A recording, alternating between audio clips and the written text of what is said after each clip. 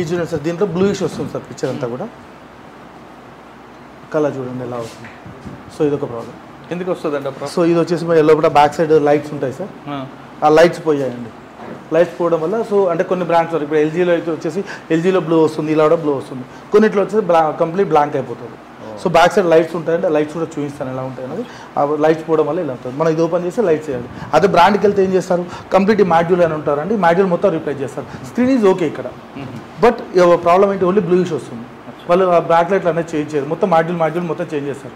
దానివల్ల చిన్న ప్రాబ్లం, చిన్న అమౌంట్. ఎంత ఉంటుందండి షోరూమ్కి వెళ్తే? ఎంత ఉంటుంది షోరూమ్కి వచ్చేసి? ఇది వచ్చేసి 55 ఇంచెస్ టీవీ అండి. మినిమం వచ్చేసి ఇది వచ్చేసి మీకు 35,000 అలా ఉంటుంది. 35,000 plus GST, service charge, tax అన్నీ పడతాయి. సో ఇక్కడ మన దగ్గర వచ్చేసి మినిమం 7,000 8,000లో రీప్లేస్ చేసేవచ్చు. ఇది వచ్చి సామ్సంగ్ టీవీ సార్, పిక్చర్ ఇలా జంప్ అవుతుంటుంది. అది ఇంటర్నల్ గ్లాస్లో బర్న్ అవుతుంటుంది సార్. సో దానివల్ల ఎందుకు వచ్చి ఉంటుందండి ప్రాబ్లం? ఇది గ్లాస్లో మ్యానుఫ్యాక్చర్ డిఫెక్ట్. సో గ్లాస్లో కూడా బర్న్ అవుతుంది. బర్న్ అవడం వల్ల ఇలా పిక్చర్ చేయవచ్చు. ఇది మనం వచ్చేసి లేజర్ మిషన్ మీద క్లియర్ చేస్తాం సార్ ఇది. సో ఈ ప్రాబ్లం క్లియర్ అయిపోతుంది. షోరూమ్కి వెళ్తే ఎంత అవుతుంది మీ దగ్గరకు వస్తుంది? సేమ్ అప్రాక్సిమేట్ ఇది కర్వ్ టీవీ అంటే మినిమం 50,000 అప్రాక్సిమేట్లీ ఉండొచ్చు, అంటే మేబీ అప్రాక్సిమేట్లీ చెప్తున్నాను. సో మనకు వచ్చేసి సేమ్ అదే 7,000 8,000. మన దగ్గర ఏంటంటే సైజ్ బేస్డ్ మనం అమౌంట్ తీసుకుంటాం.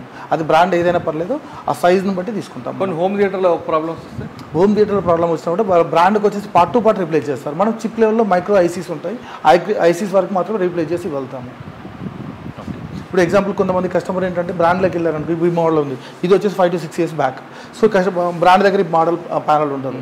సో వాళ్ళు ఏం చేస్తారు, మాడ్యూల్ మా దగ్గర లేదు కాబట్టి మా దగ్గర కాదు అని చెప్పేస్తారు. బట్ మన దగ్గర ఏ ఇయర్ అయినా, పాతదైనా కొత్తదైనా మనం చేసి ఇవ్వచ్చు. మీ దగ్గర చేయించుకున్న తర్వాత కూడా ప్రాబ్లం వచ్చింది అనుకోండి, సో మేము వారంటీ ప్రొవైడ్ చేస్తామండి. డిపెండింగ్ ఆన్ రిపేర్ అయితే 3 months ప్రొవైడ్ చేస్తాము, స్క్రీన్ రీప్లేస్ చేస్తే 6 months ప్రొవైడ్ చేస్తామండి.